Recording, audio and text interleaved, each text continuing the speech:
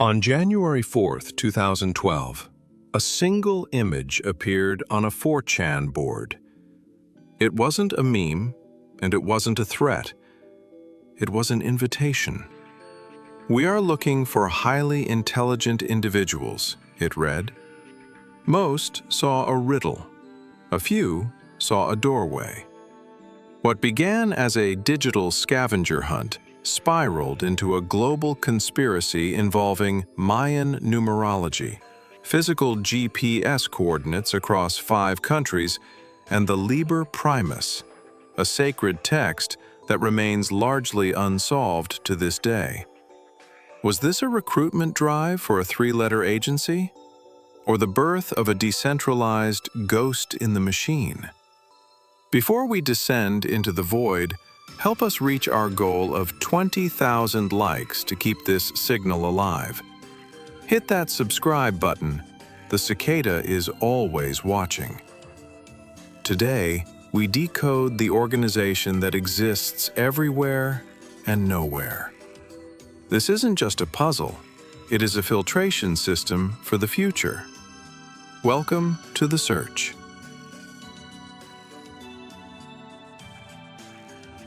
The Internet of 2012 was a different beast. It was louder, less regulated, and far more chaotic. In the deep trenches of the web, specifically the image board 4chan, noise was the default state. Between the endless streams of memes, trolling, and digital debris, meaningful signals were nearly impossible to detect. The board moved at the speed of thought, burying posts in seconds. Then, on January 4th, at exactly 2020 UTC, the static broke. An anonymous user posted an image on the /x/ board, the paranormal and conspiracy section. Visually, it was unremarkable, stark white text against a pitch-black background. There were no graphics, no logos, and no signatures. The message was brief, clinical, and authoritative. Hello. We are looking for highly intelligent individuals. To find them, we have devised a test. There is a message hidden in this image. Find it, and it will lead you on the road to finding us. We look forward to meeting the few that will make it all the way through. Good luck. 3301. In any other context, this would have been dismissed as a role-playing game or a teenager's boredom project. But the anomaly lay in the file structure itself. A few curious users, perhaps bored with the usual fare, saved the JPEG file to their desktops. They didn't just look at the image, they looked into it. Opening the file in a simple text editor revealed the first layer of the deception.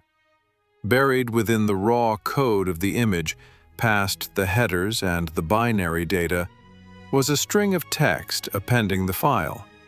Tiberius Claudius Caesar says, LXXT greater than 33M 2MQ K Y V 2 GSQ 3Q equals WO2NTK. It was a Caesar Cipher, one of the oldest encryption techniques in history, used by Julius Caesar to communicate with his generals. The reference to Tiberius, the 4th emperor, hinted at a shift of 4. When the alphanumeric string was shifted back by 4 distinct values, it resolved into a URL. This was the filter. The moment that URL was discovered, the casual observers were purged. Those who clicked the link didn't find a congratulatory page or a recruitment form. They found a picture of a wooden duck decoy and a mocking message. Whoops. Just decoys this way. Looks like you can't guess how to get the message out. The tone had shifted. The clinical detachment of the black and white image was gone, replaced by a challenge. The mention of guess was not accidental. It was a technical instruction. It referred to outguess, a specialized steganography tool used to hide data inside the pixels of an image without altering its visual appearance. The rabbit hole had opened. This was not a prank. It was a complex competency test designed to measure technical literacy, historical knowledge, and lateral thinking. The genesis point had occurred, and the 4chan users realized they were no longer just browsing, they were being tested. The moment the duck decoy was bypassed, the atmosphere shifted. For the solvers, let's call them the candidates, this stopped being a fun riddle to solve over a lunch break. It became an obsession. Imagine the scene. It is 3 a.m. You are sitting in a dark room, illuminated only by the blue light of 3 monitors. You haven't slept in 20 hours. You are on an encrypted IRC, Internet Relay Chat channel, with 50 other faceless strangers. Some claim to be cryptographers from MIT. Others are high school dropouts with a genius-level aptitude for pattern recognition. You don't know who is real, who is a troll, or if one of them is the puppet master watching the rats run the maze. This was the reality for Joel and the thousands of others who flocked to the signal. The initial filter had worked. The tourists were gone. What remained was a hive mind of raw processing power. The puzzles mutated. They moved away from simple Caesars and steganography into the realm of the esoteric. The trail led to a book code based on The Lady of the Fountain, a poem found within a collection of medieval Welsh manuscripts known as the Mabinogion. Then it shifted to the cyberpunk culture of the 1990s, specifically William Gibson's Agrippa, a Book of the Dead. The solvers were forced to become historians, linguists, and literary critics overnight. But the true shock came when the code stopped looking like code and started looking like math, specifically Mayan numerology. The Cicada organization wasn't just using ASCII, they were using a base 20 numbering system developed by a civilization that collapsed 1,000 years ago. The IRC chats exploded. The paranoia set in. Who builds a puzzle that requires knowledge of steganography, Welsh poetry, and ancient Mayan math? This wasn't a single hacker. This felt like an institution. But the screen can only hold you for so long. The digital ghost was about to breach the physical world. After days of grinding through hex codes and prime numbers, the solvers extracted a new set of data. It wasn't a URL, it wasn't a text file, it was a list. 36.066547 minus 94.172641, 21.317933, minus 157.828699, 48.850571, 2.378771, 37.568474, 126.980643 GPS coordinates. The silence in the chat rooms was deafening. Users scrambled to plug the numbers into Google Maps. The pins dropped across the globe. Warsaw, Poland. Paris, France. Seattle, Washington. Seoul, South Korea. Arizona, California, Spain, Russia. This was the witness moment where the game changed forever. Until now, every solver was safe behind their keyboard.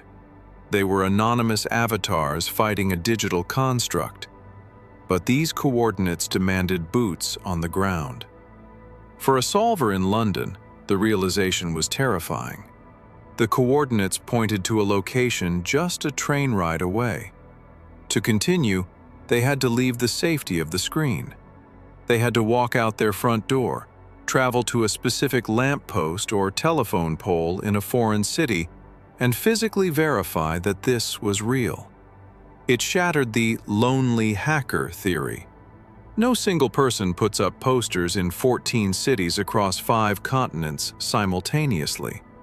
This required resources. It required agents. It required a network. The solvers realized they weren't just playing a game against a machine. They were playing against an organization that was already here, physically present in their cities, perhaps watching them from the street corner. The rabbit hole didn't just go deep, it went wide. And for the first time, the candidates were afraid. To understand the ghost, you have to understand its religion. And the religion of Cicada 3301 is mathematics. As the puzzle deepened, the candidates realized that the chaos of the scavenger hunt was superficial. Underneath the noise lay a rigid, elegant architecture constructed almost entirely out of prime numbers. The name itself, 3301, is a prime number. In the world of cryptography, primes are the atoms of the universe. They are the building blocks of encryption systems like RSA, which secure the world's bank transactions, military communications, and private emails. By multiplying 2 massive prime numbers together, you create a lock that is easy to close, but mathematically impossible to open without the key. Cicada's obsession with primes wasn't just technical. It was biological. The insect itself, the cicada, is famous for its emergence cycles of 13 and 17 years. Both are prime numbers. Biologists theorize that cicadas evolved these prime-numbered life cycles to prevent predators with shorter, cyclical populations from syncing up with them. It is an evolutionary survival strategy based on mathematics. The organization was signaling its intent through biomimicry.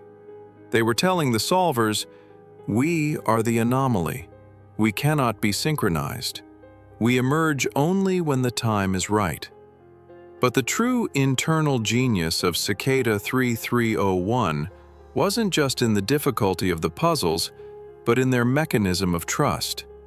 In a world of copycats and trolls, how do you prove you are the real 3301? The answer was PGP, pretty good privacy.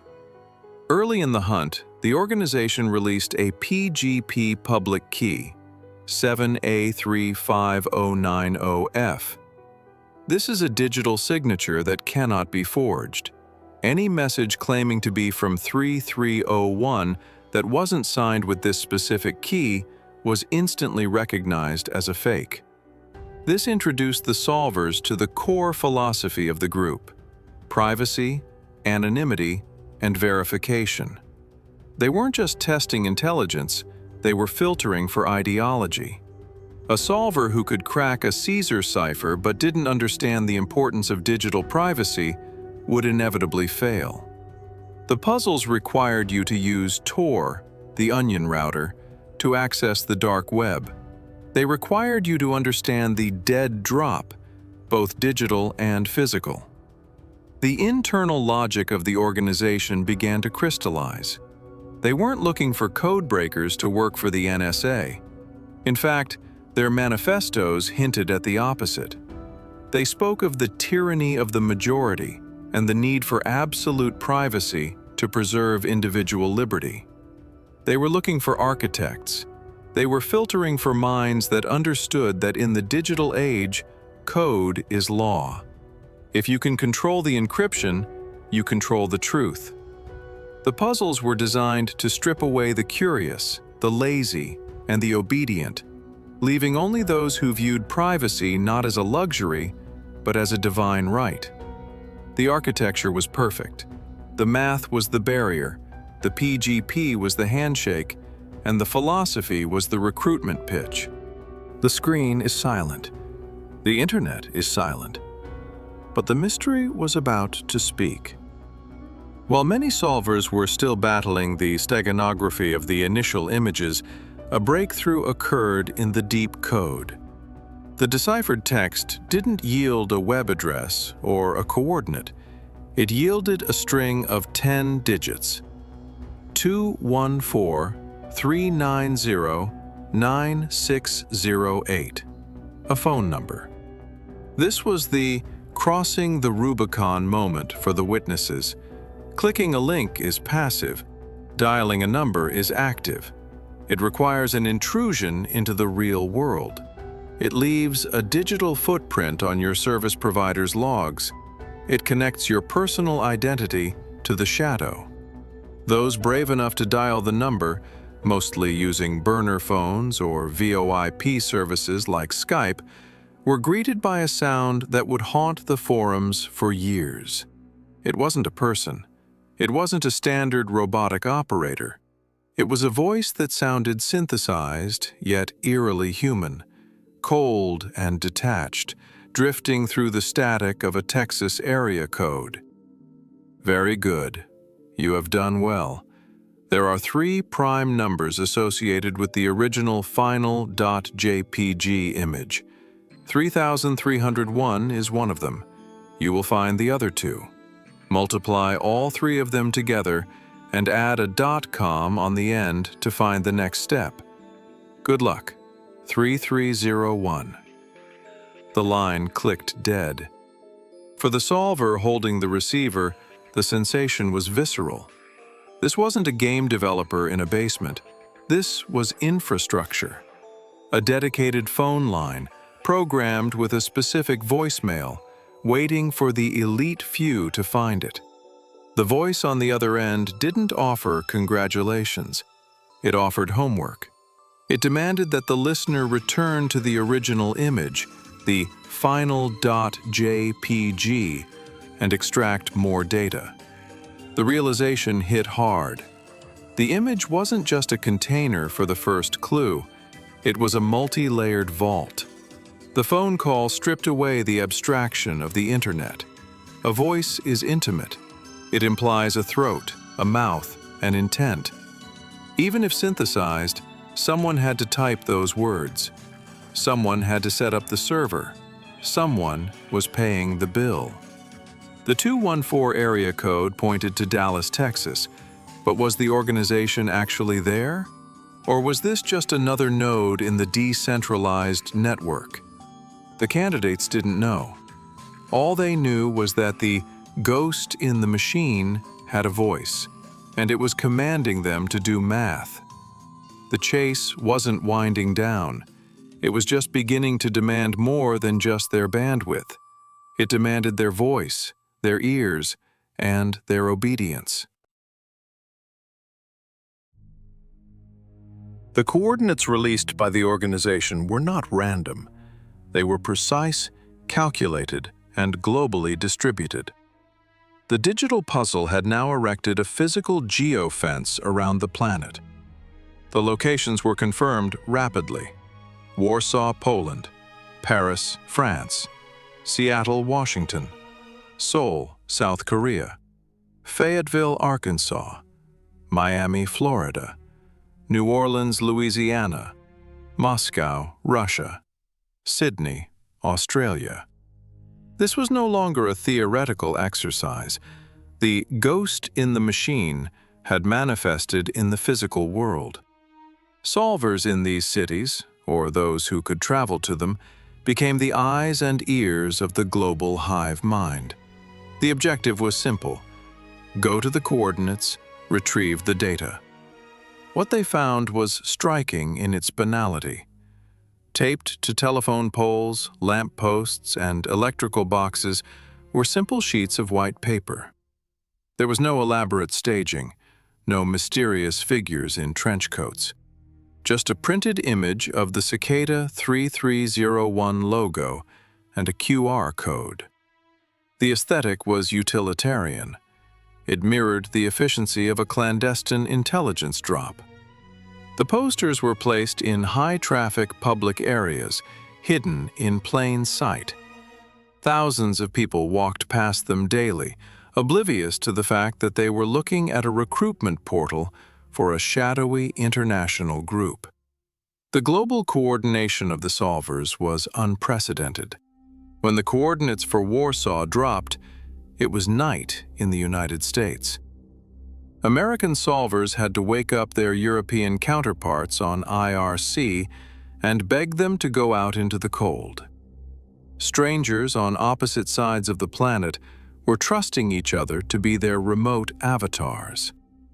Scanning the QR code led to a new image, which contained a hidden message.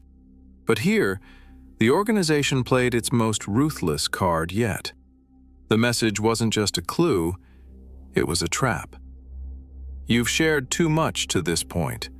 We want the best, not the followers. The Cicada 3301 architects had anticipated the hive mind. They knew the solvers were sharing every discovery on Reddit and the IRC channels. They knew that for every one genius breaking the code, there were 1,000 leeches riding their coattails. The QR codes were time-sensitive. After a specific number of scans, or perhaps a specific duration, the link went dead. Or worse, it redirected to a decoy. The organization was severing the connection between the leaders and the followers. They didn't want a collaborative army. They wanted the individual elite. The posters in Sydney and Seoul were torn down or vanished. The digital trail went dark for the masses. Only a select few, those who had been the first to scan, the first to solve, and the first to input their emails into the Tor hidden service, received the next step. The geofence had served its purpose. It proved the organization had a physical reach that spanned continents. It proved they could manipulate people in the real world. And most importantly, it filtered out the collective. The herd was left behind at the lamppost. The true candidates were now alone in the dark.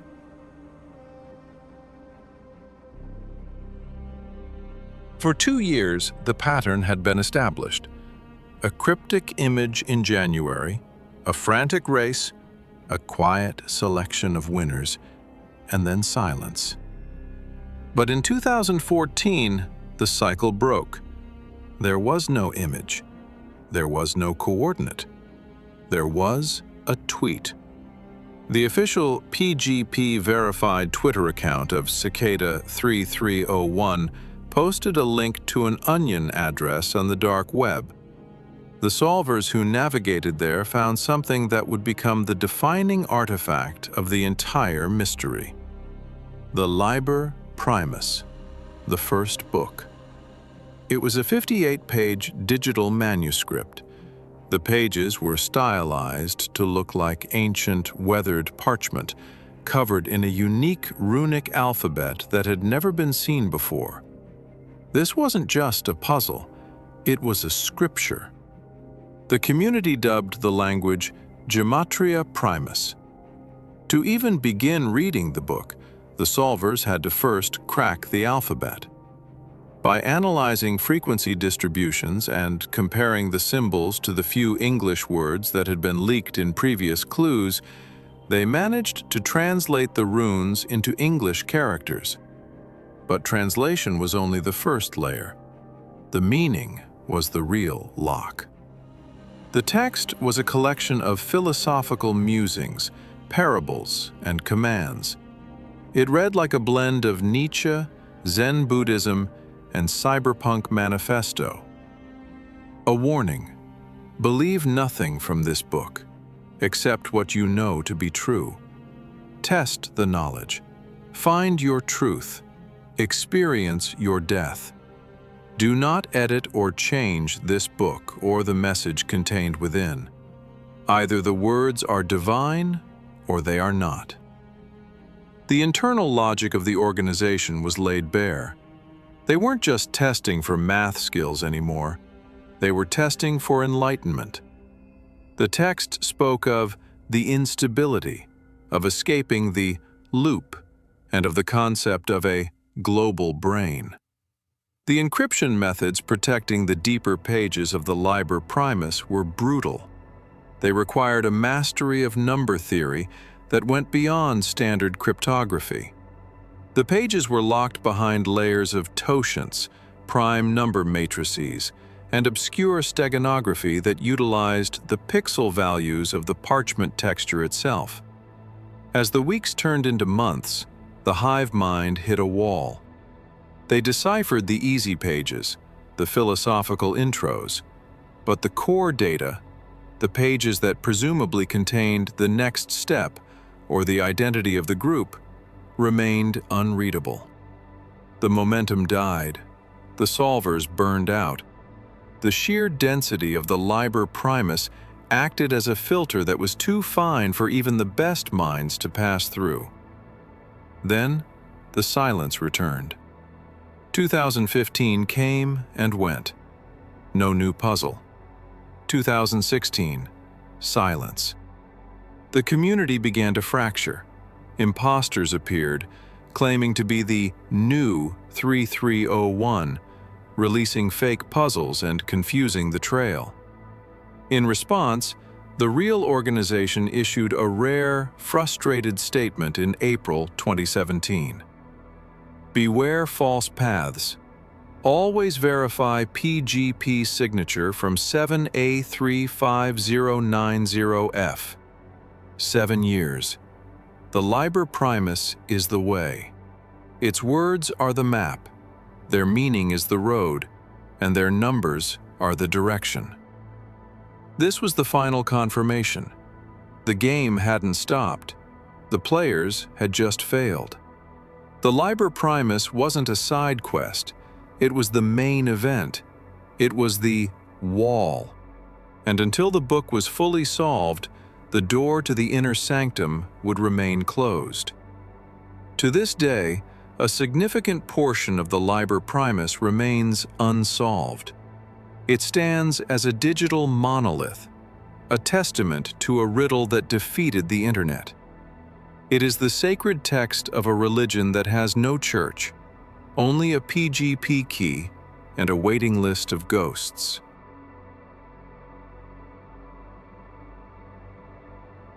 Silence is not just an absence of noise.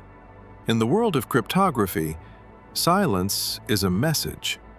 Since the release of the Liber Primus and the subsequent frustration of the solving community, Cicada 3301 has gone dark. The annual January 4th deadline, once a holy day for the internet's elite codebreakers, now passes with no new image, no new steganography, and no new coordinates. The vacuum they left behind was quickly filled by noise. Dozens of copycats, role players, and trolls emerged, claiming to be the new 3301. They posted puzzles on Twitter, Discord, and Reddit, mimicking the aesthetic of the original masters. But to the trained eye, the difference was obvious. The math was sloppy, the philosophy was shallow, and, most damning of all, the PGP signature didn't match. In April 2017, the ghost spoke one last time to clear the air. A message signed with the original, unforgeable private key 7A35090F appeared on pastebin. Beware false paths. Always verify PGP signature from 7A35090F. And then, nothing. This final transmission confirmed two things. First, the organization was still watching. They were aware of the chaos and the imposters. Second, they were not abandoning their standards. They would rather let the mystery die then lower the bar for entry. So, what remains? The legacy of Cicada 3301 is not in the answers it provided, but in the questions it left behind. Who were they? The leading theories range from the plausible to the absurd. Some believe it was a recruitment drive for the NSA, GCHQ, or a private mercenary cyber intelligence firm. Others argue it was a decentralized think tank, a group of high-level academics and cryptographers trying to build a privacy-focused alternative to the surveillance state. But the most haunting possibility is that they were exactly what they claimed to be: a group of individuals who wanted to change the world, who built a filter so perfect that almost no one could pass through it. The Liber Primus remains largely unsolved. The runes are still there, waiting for a mind sharp enough to break the lock. The cicada has burrowed back underground, waiting for the prime cycle to align again. The puzzle isn't over, it's just waiting for you to catch up. The signal is out there. You just have to know how to listen.